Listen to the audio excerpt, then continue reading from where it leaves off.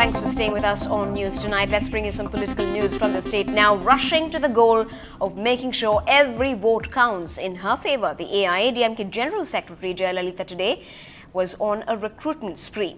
Visiting the party headquarters for the third time in a fortnight, today she enrolled over 1,000 new cadres to her party.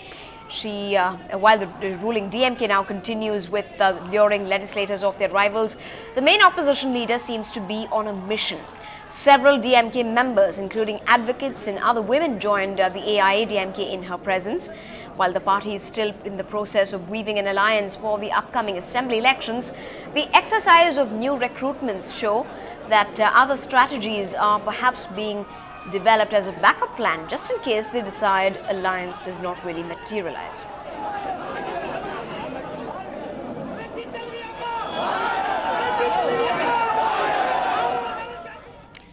The radio-tagged Indian student community has sent the members of the BJP in the state up in arms today.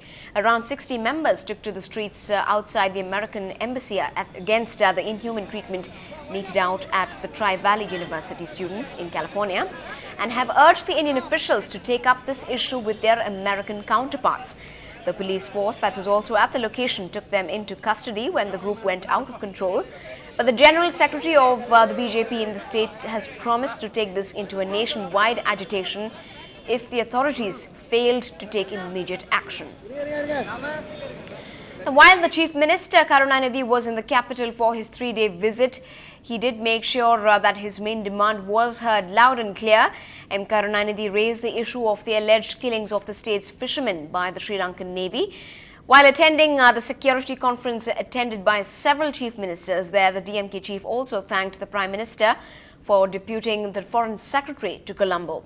Tagging the recent killings as condemnable, he added that Sri Lanka must follow the 2008 Indo-Sri Lanka joint statement, which says that there shall be no firing at Indian fishermen.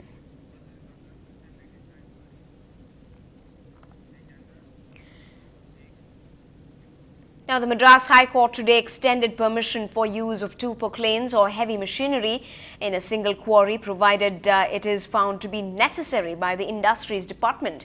The use of heavy machinery in sand mining was banned by the Madras High Court in December after allegations of violation in mining and going beyond acceptable depths. However, this resulted in skyrocketing prices of sand. The Industries Department then filed a modification petition, and the court modified the order saying proclane can be deployed in some quarries. The case now would be further heard only tomorrow. எங்கள் தரப்பை பொறுத்தவரையில் மணல் அள்ளுவதை முறைப்படுத்த வேண்டும். தேவைக்கு ration கடைகளில் கொடுப்பதை போல யார் யார் இந்த வீட்டுக்கு எவ்வளவு மணல் தேவை என்பதை அந்த கமிட்டியில் முறையிட்டு அவர்களுடைய தேவையை அனுமதித்து அப்படி கொடுக்கலாமே தவிர ஆற்றில் உள்ள மணலெல்லாம் கொள்ளையடித்து விட்டு வெளி மாநிலங்களுக்கு வெளியிடங்களுக்கு அனுப்புவது அனுமதிக்கக்கூடாது. அது பொக்கில் வைத்து பயன்படுத்துவது ஆற்று ஊற்றுகளையே அழித்துவிடும். அது தண்ணீரும் குடிக்க தண்ணீருக்கு மக்களுக்கு கிடைக்காது.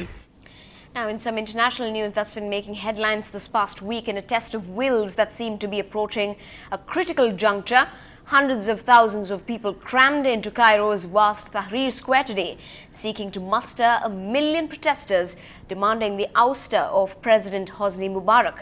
Their mood was jubilant, as though they had achieved their goals, even though Mr. Mubarak remained in power a day after the Egyptian military emboldened the protesters by saying they would not use force against them, and the president's most trusted advisor offered to negotiate with his advisories.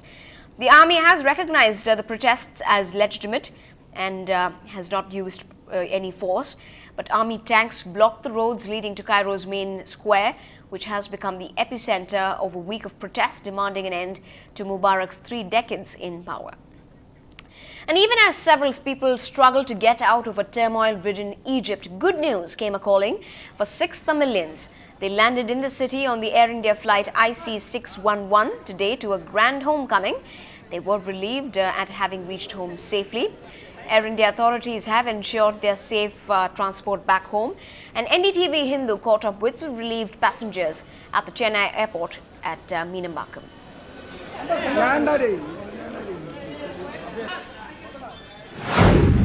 Cairo வந்து ரொம்ப tough situation இருக்கு. And the Indian government they have strictly told all the Indians to evacuate from Cairo.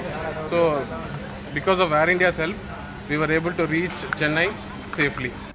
Now, lessons in soft skills. Well, that is what sub-inspectors of our city will be taught now, which means get ready to bid away the days of rough communication between citizens and the beat cop. Our reporter Pratiksha Ramkumar has this special story. A lesson in soft skills is going to be part of the syllabus for our prospective sub-inspectors. Long felt need, you might say. After all, most women fear being abused verbally or sexually in police stations. The story of the 30-year-old woman reportedly sexually assaulted in the Dindivanam police station is still fresh in our memory. Many say such incidents reaffirm the belief that cops are not to be trusted always. Police officers are rude and insensitive. This is the popular belief and one which has been conveyed directly to the men in khaki during the countless outreach programs Chennai Police conducted with school students and residential associations. Trying to raise the level of public interaction so that people approach the police without fear. That's my thing. And also to raise the confidence in the police they have. So now, for the first time in Tamil Nadu's history, this new batch of sub-inspectors who will join the forces next year will literally study new subjects like human behavior, psychology and management techniques. And definitely it will bring attitudinal change because normally we are used to teach only the law subjects and other things confined to the police department. But this time you have introduced behavioral science and other subjects, psychology, meditation, then public relations, almost all subjects we are covering. The police's efficiency is directly proportional to cases being reported at the earliest. How helpful this new syllabus would be in improving the common man's trust in cops in future will have to be seen. In Chennai, Pratiksha Ramkumar for NDTV Hindu. Now, we've just about managed to get the Chief Minister's comments on his alliance with the PMK, once again being the riddler that he is. Here's what the Chief Minister had to say today.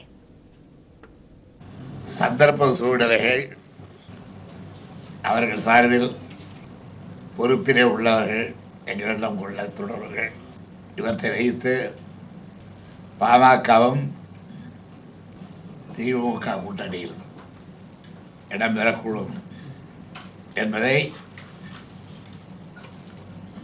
டெல்லியிலே அனுமானமாக கூறுகிறேன்.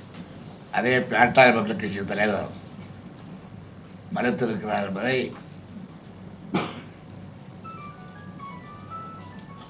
நானும் டெல்லி பத்திரிகையிலே பார்த்தேன். Well, saying it in few words, but perhaps conveying a lot more. In a few moments from now, we take you on a virtual ride to Tunga Nagaram. That's when we come back on the news.